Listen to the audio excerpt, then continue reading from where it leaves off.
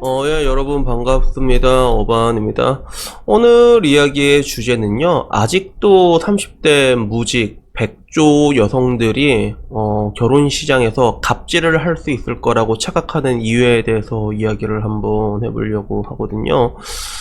지금 와서 보면 많은 것들이 변했지만 아직도 뭔가 인터넷이나 이런 데 여론을 보게 되면 현실과 괴리가 굉장히 심한 경우가 많거든요. 특히 연애 결혼에서 더더욱더 그런 부분들이 있는 것 같아.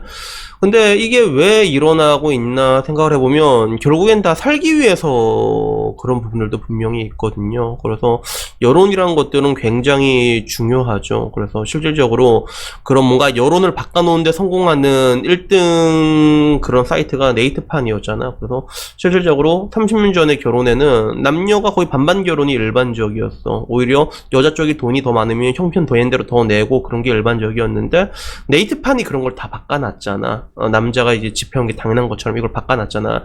그렇게 여성에게 유리한 판도를 바꿔놨기 때문에 여성은 이런 유리한 판도를 계속 유지하려고 약간 온라인상에서도 그런 가스라이팅 같은 것들을 계속 시도를 하고 있는 것 같아. 그리고 반대로 그런 여자들의 말도 안 되는 의견에 동조해주는 사람들을 또 여자들은 또 많이 듣잖아. 그래서 연애 유튜버들도 보면 거진다 여자 쪽의 편에 서서 얘기를 해주면 또 여자들이 그걸 듣고 정신승리를 하잖아. 그래서 아직도 그런 글들이 돌아다녀. 이제 30대 무직녀인데도 인터넷에서 보면 되게 뭔가 이제 그 보지 파워 하나가 비빌만 하다 약간 이런 느낌 있잖아. 그래서 나이가 들어서도 여자한테는 대기업 손자리 이런 게 들어온다. 그래서 남자들이 오히려 현실을 직시해야 된다. 전문직 아니면 장가가기 힘들고 맞벌이 할 여자를 찾다가는 그냥 호래비가 된다. 그리고 맞벌이 할 여자는 눈이 높다. 이런 식으로 이렇게 얘기를 하면서 계속 이제 말도 안 되는 독을 퍼뜨리고 있단 말이야. 근데 이게 되게 짠한 게 결국에는 자기가 살기 위해서 이런 헛소리들을 하는 거거든. 그래서 이런 식으로 자기가 얘기를 하고 나면 그래도 자기 그 복지값이 조금 더 올라가지 않을까. 인플레를 유발시키려고 이런 식으로 하고 있는 것들이죠.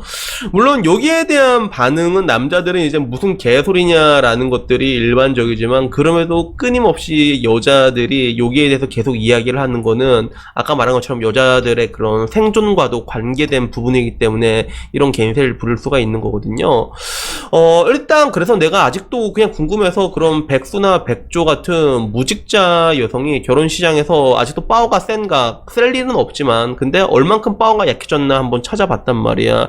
찾아봤는데 의외로 되게 재밌는 결과가 나왔더라고요. 그래서 실질적으로 여성들의 그런 무직자 결혼 건수를 보잖아요. 결혼 건수를 봤을 때는 거의 50%가 줄어들었어요. 그래서 무직 여성 결혼 추이를 보게 되면 2008년에는 15만 5천 명이 무직 여성이 결혼을 했는데 2015년에는 10만 명 조금 넘게 무직 여성이 결혼을 한 거야.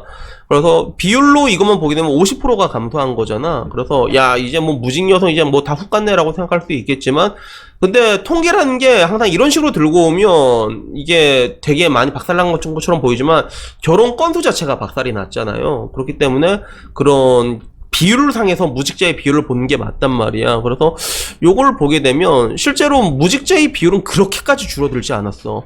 물론 이게 최고 구간이 내가 찾는데 2012년까지밖에 못 찾았거든. 그러니까 이미 9년 전 통계인데 9년 전 기준으로 봤을 때 무직자 여성의 결혼 비율은 39.3%가 나왔단 말이야.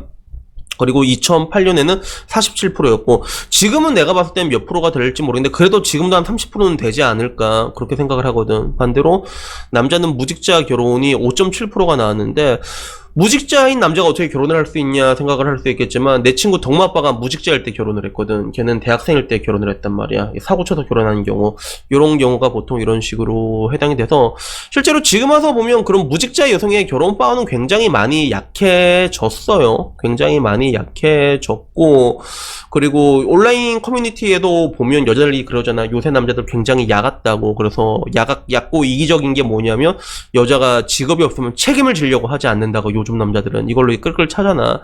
근데 이것도 무직자 나름이지 무직인데 이뻐봐 그러면 결혼 잘한단 말이야. 그래서 실제로 제 대학교 친구들 중에서도 그런 애들이 있었거든.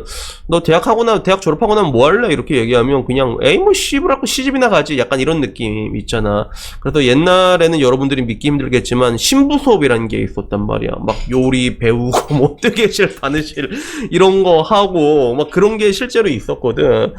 지금 하다 보면 좀 되게 희한하지. 근데 또 이것도 되게 신기한 게 내가 그때 느끼기에는 얘는 좀 이렇게 재주도 있고 그러면 일하는 게 낫지 않을까, 너무 아깝다라고 생각을 했다. 그런 생각들도 그때 결혼을 해서 졸업하고 결혼식에 일찍 뛰어든 친구들은 결혼을 되게 잘했어. 그래서 그런 애들을 보면 야, 네가 뭐 대학교 졸업해서 그냥 취업시장 뛰어들어봤자 지금 남편 등에 올라타는 게 훨씬 개싸비득이 아닌가라는 그런 생각이 들 때가 있거든. 그래서 결국에는 무직자도 무직자 나름인 것 같아, 지금 와서 느끼기에도. 근데 문제는 30대가 넘은 무직자 이게 백조들이 결혼시장에서 그런 갑질을 할 수 있다는 거는 굉장히 큰 허언증을 동반하는 것들이 아닐까 하는 그런 생각이 드는데, 한편으로는 이게 또 가능할 수도 있겠다라고 싶은 게, 결국에는 항상 뭐든지 가장 큰 그림을 봐야 되는데, 그렇잖아. 경제도 기본적 분석이라고 해갖고 가장 중요하게 보는 게 뭐야? 인구 구조잖아. 근데 이 인구 구조를 보면 존나 골 때리거든. 이건 내가 옛날에도 한번 얘기한 적이 있는데, 현재 제가 39살이잖아요. 그래서 대한민국의 현재 39살, 35살에서 39살까지의 남자는요 196만 명이 있거든. 그리고 같은 나이의 여자들은 188만 명이 돼 있는데, 근데 실제로 매칭이 이렇게 되진 않단 말이야. 35세에서 39세의 남자는 30세에서 34세의 여자랑 매칭이 되거든. 그래서 이런 경우는 보면 남자가 196만 명인데 여자가 165만 명이야. 30만 명이 차이 난단 말이야. 이 차이는 정말로 어마어마하거든. 물론 이제 여러분들이 뭐 능력이 되면 여기서 이제 그 밑으로 이제 뛰어넘으면 되지. 그 밑으로 이제 25, 22살 이렇게 뛰어넘으면 되는데 그게 또 녹록치도 않단 말이야. 그래서 내가 봤을 때 제일 불쌍한 애들이 누구냐면 지금 15세에서 19세 남자들이야. 그래서 지금 15세에서 19세 남자들은 159만 명이거든. 근데 10세에서 14세 여성은 110만 명이란 말이야. 남자가 160만 명이 안 되는데 여자가 110만 명이야. 매칭이 되게 된다면 50만 명이 차이가 난단 말이야.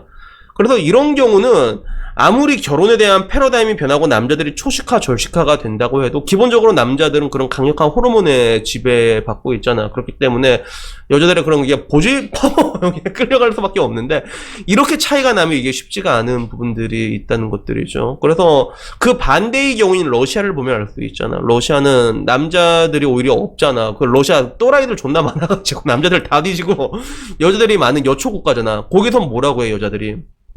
네 남편 너 때려? 이래서 안 때려. 그러면 야 진짜 착한 남자다 이렇게 얘기하고, 실제로 러시아 여자들은 남자는 원숭이보다만 잘생기면 된다 이런 얘기를 하고 있잖아. 그래서 지금 뭐 러시아로 이렇게 뛰어드는 사람들도 많아. 가고 싶은 사람 되게 많은데, 문제는 러시아 여자를 꼬시러 가면 이 불공국 손님들이 있는데, 야 그 무서워서 어떻게 꼬시냐 이씨 그거.